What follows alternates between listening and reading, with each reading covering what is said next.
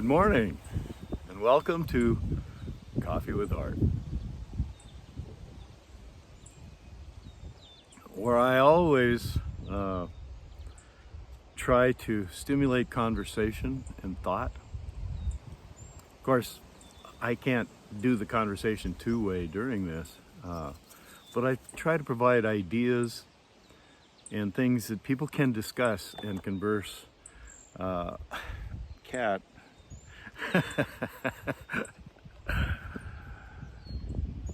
But that's kind of the point of what I'm trying to do. Is it's like live TV. Is my cat Goofus, and now you know why I call him Goofus in a little bit. He'll find something to chase after just a bit. No? Oh, you're gonna sit right. Oh, there you go. Okay, catch that bug. I've been struggling with a little bit of depression lately, and all of us are human. But I've been fortunate in that I've had some support from a couple of people that really made a difference to me. When I first wrote this book, Political Cocaine, I'd worked on the ideas for a long time. And I really thought I'd written the perfect book to start the discussion of replacing the two-party system by reform. And I've never seen war as a good way to solve anything. In the extremes of our polarity suggests that that's where we're headed. People won't see an alternative. Well, that's what I'm trying to build here. As I'm trying to build the alternative, and I'd love your input. Lately I've been talking about 100% agreement. Since I put out the book and I've been trying to discuss the reforms, one of the pleasures is, although I'm in North Dakota, for those of you who might not know, and we're extremely remote, and that has a lot of advantages, but the internet makes pretty much everyone accessible that wants to be. And I think that's a tremendous opportunity to encourage discussion. And I've been discussing 100% because how often does 100% happen in the real world? You know? Do your parents agree 100% of the time? Do you agree 100% of the time with your spouse? You know, do siblings agree 100% of the time? I mean, when does it happen in the real world? And yet the expectation of partisans is 100%. Because we've become so divided. If you talk about partisan issues in the general public, it's always an argument. And as a result, we've got basically three types of people in the United States. You got both sides, the R and the D. And please remember, I never hold it against anybody for being either a Republican or a Democrat. What choice did you have? That's the point I'm trying to make. What choice do you have? This is supposed to be the land of freedom, and yet we only have two choices. And right now, cat. And right now, the choices are between socialists and racists. Well, first of all, not all Republicans are racist. Are there some? Oh, absolutely. I know some, personally. You'll never tell me there aren't racists in the Republican Party. But everybody? No way. No way. It's not even close. It's a small percentage. Likewise, are all Democrats socialists? Give me a break. I think that's so stupid. Now, I hate the Democratic Party with passion. People don't know they ran me out a long time ago because I didn't drink the Kool-Aid, apparently.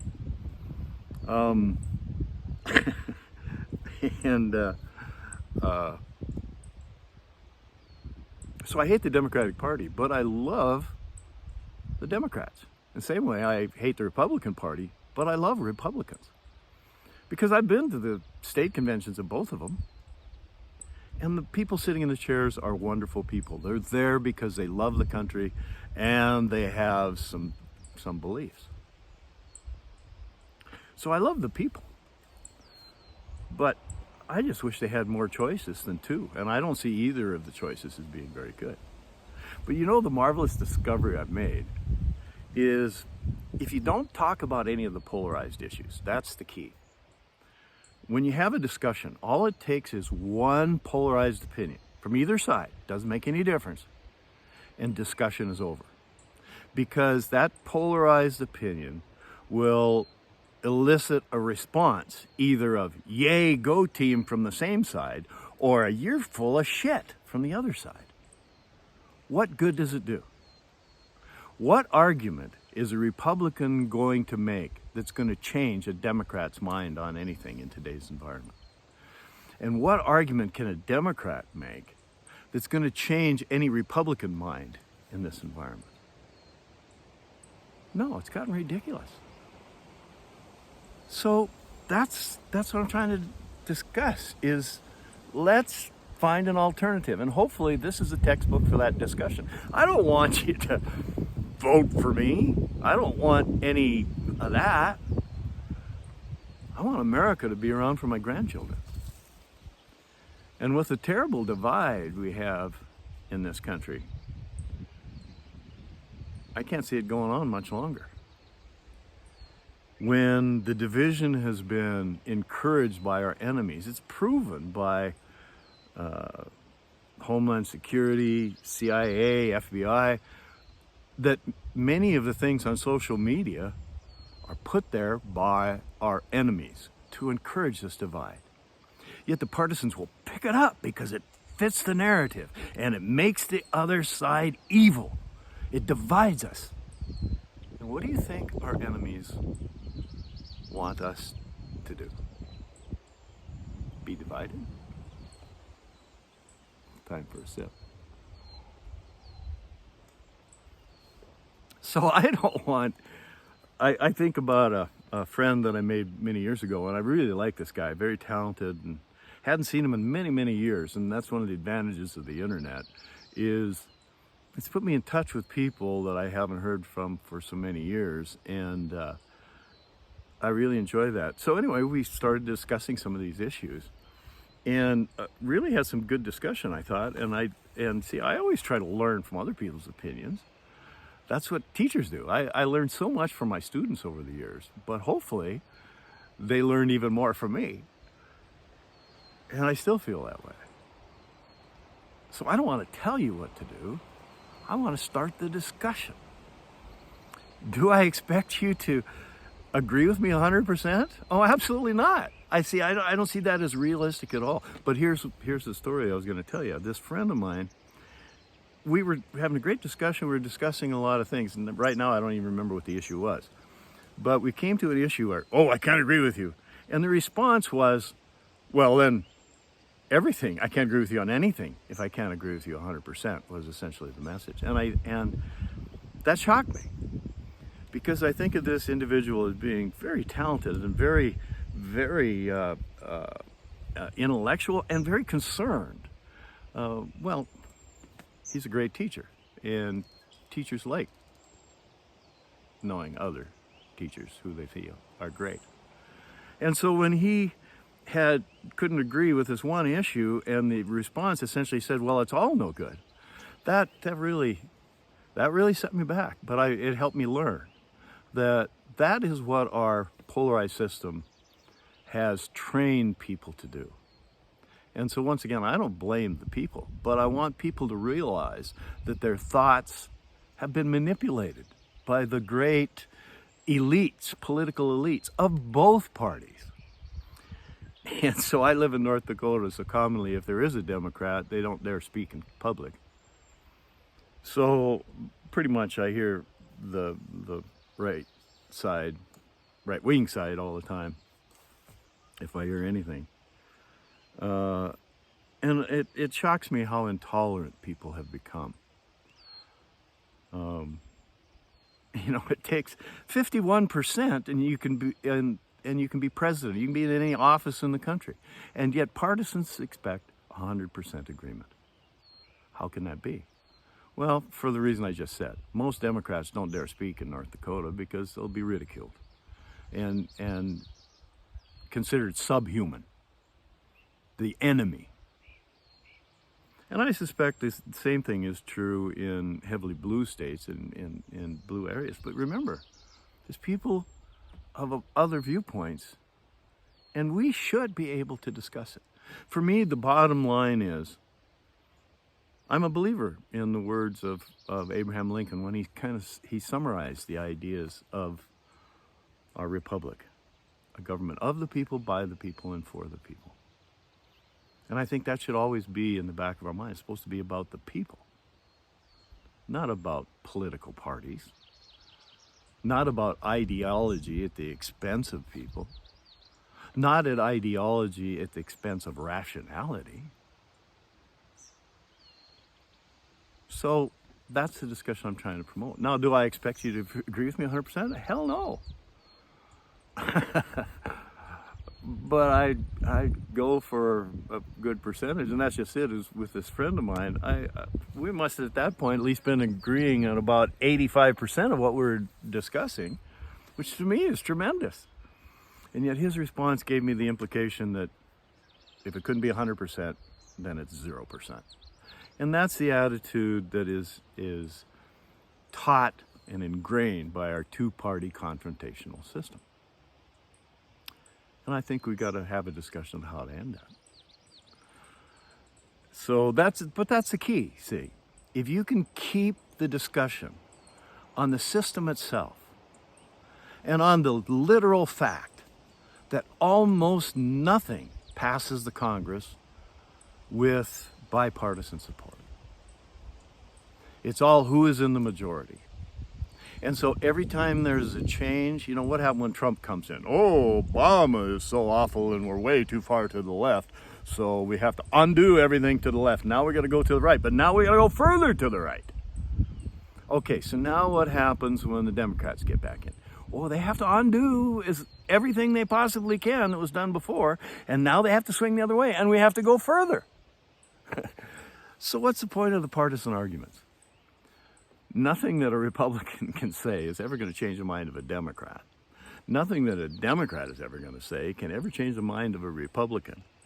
And when one party or other has the majority, we'll swing everything in the government that direction, whichever direction it is.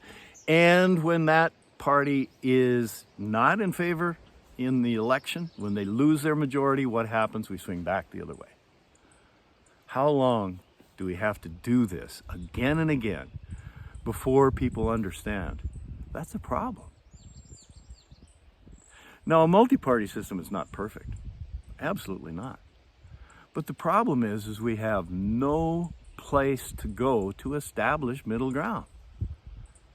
There's no possibility of any merit to any Democratic argument if you're a Republican right now. Likewise, if you're a Democrat right now, there's no possibility of any merit to any argument by any Republican. Excuse me. And what happens with the millions and millions of people in the middle? Most of them just avoid it. And they want nothing to do with politics. And I understand this, but here's the question. How do you have a government of the people if the people can't discuss issues?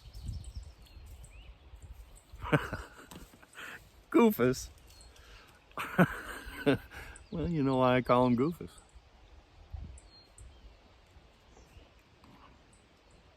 That's the point. We need to discuss. So if we can discuss reforms. So I suggest 3 major reforms. And number 1, limitation of terms. Although 80% of the people or better, in the major polls support limitation of terms, neither party can ever allow it to happen because they're both set up on the same system. They call it seniority. I call it the senility system. So that's why it should be done. But as a teacher, I think about getting our best young people involved in public service. And why should they get involved in a career when you have to wait 40 years for an opening? It's ridiculous. We should have people competing at all state and federal levels based on their performance in those previous offices. As it is, all you have to do is stay in, accept the money from the special interests, and not get your name in the news media for some kind of a corruption scandal. And you can stay there forever. Why should the politicians, why should the special interests that support them ever want to see this system changed when they're getting rich? There's no motivation. If it's ever going to happen, it's going to have to happen from the people. It's called populism. And I hope you'll enjoy the discussion, because when you leave the partisan crap behind, it actually can be quite pleasant to have a discussion again, to not have the angry arguments. And that's the goal. That's the goal. Let's have a discussion. So limitation of terms, do away with winner take all. That's how they throw away millions of American votes by only votes that count are the battleground states.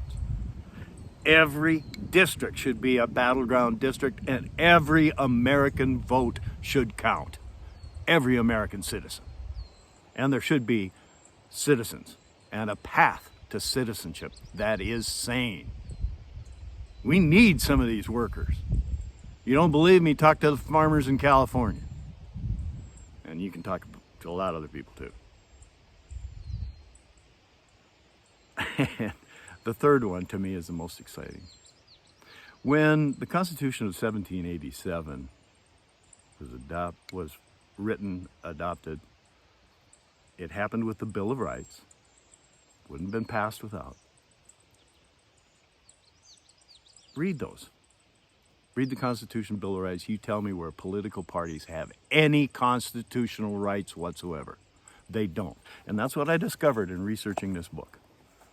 The founders literally hated political parties. They feared it would end the unity they were trying to create. Remember? We, the people, in order to form a more perfect union. And what have the political parties done? Well, I'd like everybody to watch what's happening in Israel. Unfortunately, I don't see the coalition lasting long. But isn't it amazing the diversity of the different political parties that gathered together to get Netanyahu out of there? Wow. It's too bad we can't have people working together. See, that's the difference. Multi-party systems are not perfect. But they force the parties and their politicians to work together to achieve majority. It's not this trench warfare to get majority and then run everything through by executive action and majority rule in the Congress.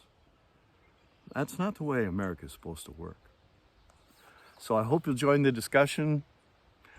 And it's available now. I suggest the ebook. It's the best value.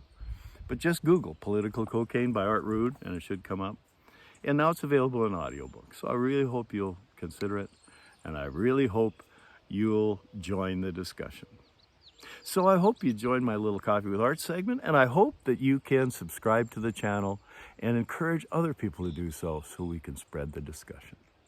Hey, have a wonderful day today. Every day is a gift. That's why they call it the present. So unwrap that present carefully, because there's good stuff in there for you today. And I hope one of them is a pleasant discussion.